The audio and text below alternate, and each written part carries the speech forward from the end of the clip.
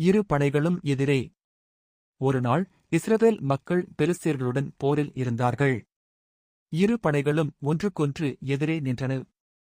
பெலிஸ்தியரின் படையில் கோலியாத் என்ற மிகப்பெரிய வீரன் இருந்தான். அவன் மிகவும் உயரமானவன், வலிமையானவன், பிரகாசமான கவசம் அணிந்திருந்தான். இஸ்ரவேலர் பயத்தில், கோலியாத் தினமும் வந்து சவால் விட்டான், யாராவது எனக்கு எதிராக வரட்டும்.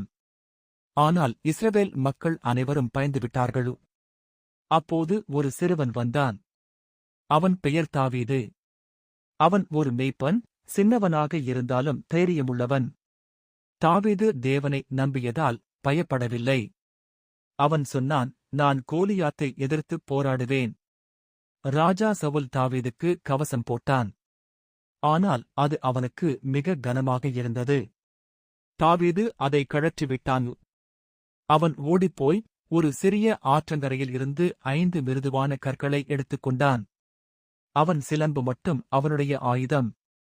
போருக்குத் தயாராகும் தருணம். தாவீது கோலியாத்தை எதிர்கொண்டான். கோலியாத் சிரித்தான், இந்த சின்ன பையனா? ஆனால் தாவீது சொன்னான், நான் தேவனுடைய நாமத்தில் வருகிறேன். தாவீது சிலம்பில் கல்லை வைத்து வேகமாக எறிந்தான். அது நேராக கோலியாத்தின் நெற்றியில் பட்டது. கோலியாத் தரையில் விழுந்தான். இஸ்ரவேல் மக்கள் மகிழ்ச்சியாக ஆரவாரம் செய்தார்கள். தாவீது காட்டினான், தேவனை நம்பினால் சின்னவர்களும் பெரிய காரியங்களை செய்ய முடியும்.